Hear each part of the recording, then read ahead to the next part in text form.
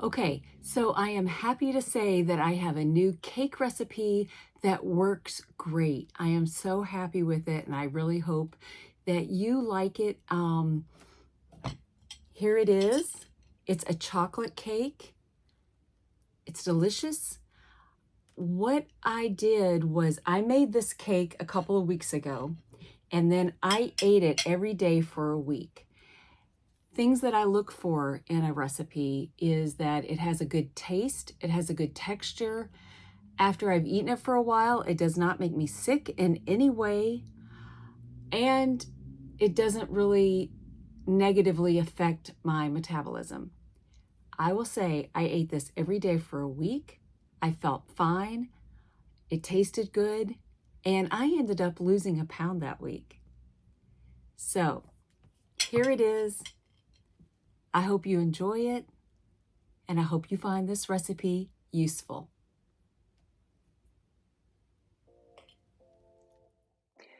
Okay, first set your oven to 350 degrees to preheat.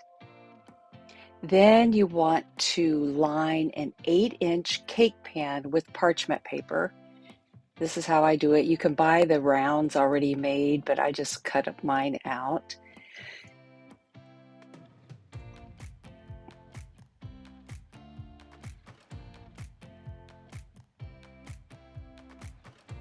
And you don't have to be really careful about it or anything. Just, you want to cover the bottom. So, yeah, I'm just making sure this fits. Like I said, it doesn't have to be, perfect. It's just something to help turn the cake out. And I grease the pan with lard. And this is something you want to be very liberal with. You want to really grease it nicely. And all the edges and the sides, the bottom.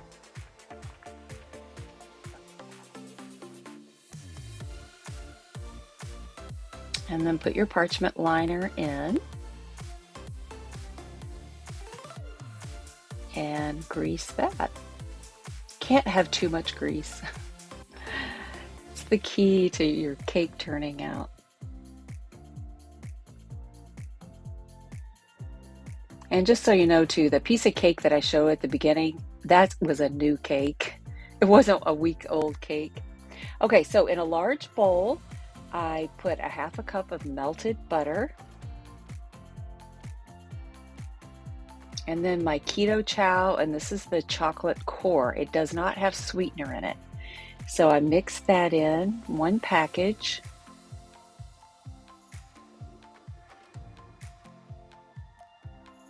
And I like these little whisks. And then a quarter teaspoon of espresso powder. You could also use instant coffee granules. Don't use ground coffee, use instant coffee granules if you do that.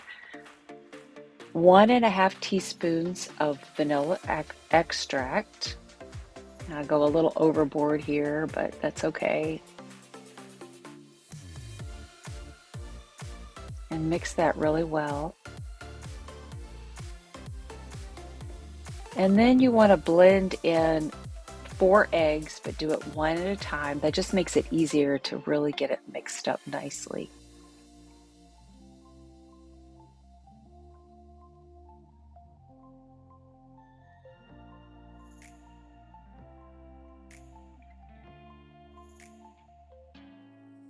Yep.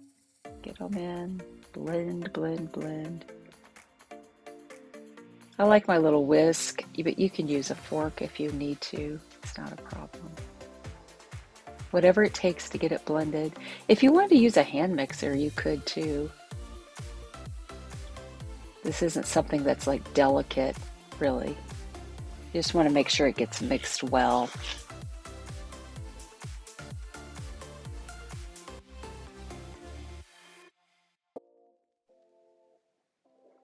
Now, here is 1/8 of a cup of glycine powder. Now, glycine is a sweetener.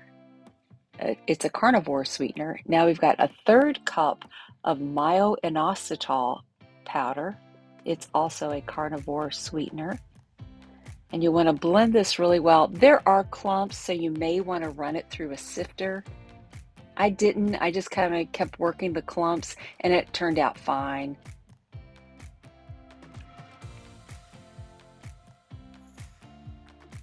Okay, a half teaspoon of baking powder. Now, of course, once you add that baking powder, you want to move on getting it in the oven at this point.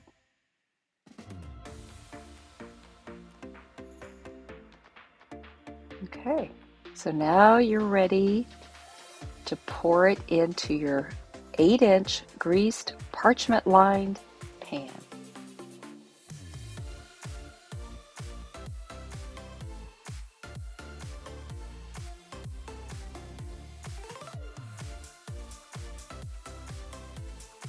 And you don't have to worry too much about it.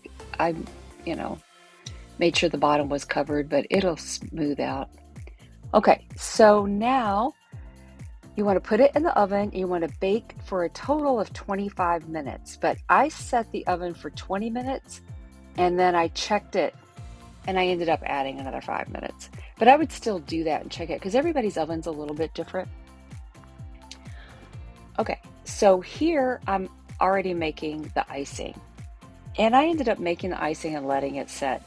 And what I did, I added was the 8 ounce of cream cheese and the half stick of butter. And the directions, it's better if they're softened. I had forgotten to soften mine, and so I ended up melting them a little too much. I would recommend just having them softened, but what I did worked out okay. Then you add another package of your Keto Chow Chocolate Core Keto Chow.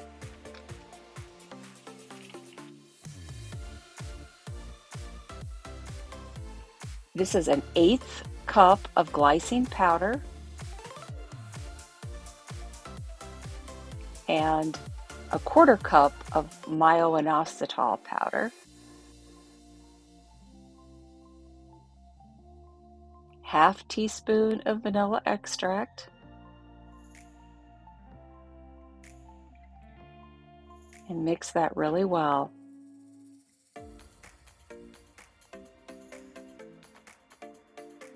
Now here I'm checking the cake, and as you see it, I think you can see it. See how it moves a little bit? It's a little bit too jello-y, but I'm testing it anyway. The top, though, is kind of dry and crackly looking, but you can't see it real well, but it came out wet, the tester did, and that's not good. You don't want the tester to come out wet.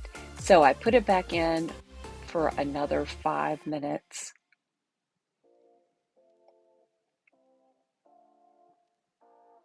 And then I checked it again in 5 minutes. And it still moves a little bit, but it's not as squishy. And when I touched it, it felt springy. And then my tester came out dry with just a few little crumbs. And then I tested it in other areas just to be sure.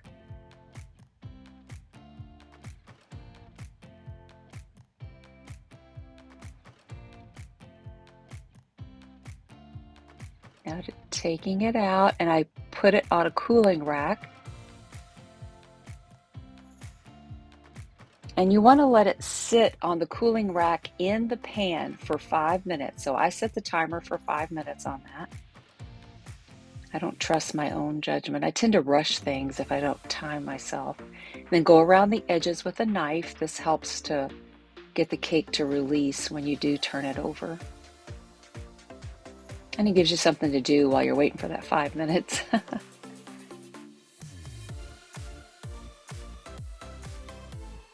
Okay, and so now 5 minutes is up and I'm going to turn it out.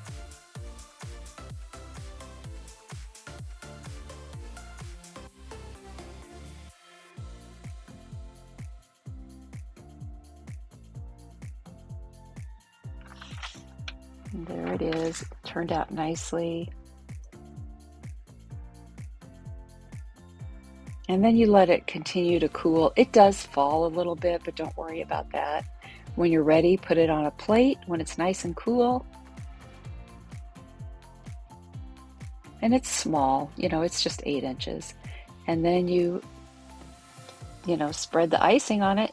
Now this Keto Chow, it has ingredients in it that makes things a little gel-like, which was interesting. Gives it an interesting texture, makes it a little easier to handle the icing.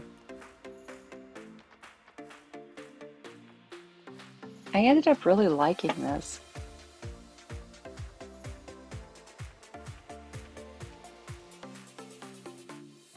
Now you don't want to eat a whole lot of it at any one time. I have the recipe divided up into eighths, and that's about as much as you'd want to eat at one sitting, really. And what I like about it too is it doesn't trigger, in me anyway, it doesn't trigger any kind of addictive eating. Like I don't want to keep going back and going back and going back. I can enjoy it and then I can leave it. And here I am taking a bite.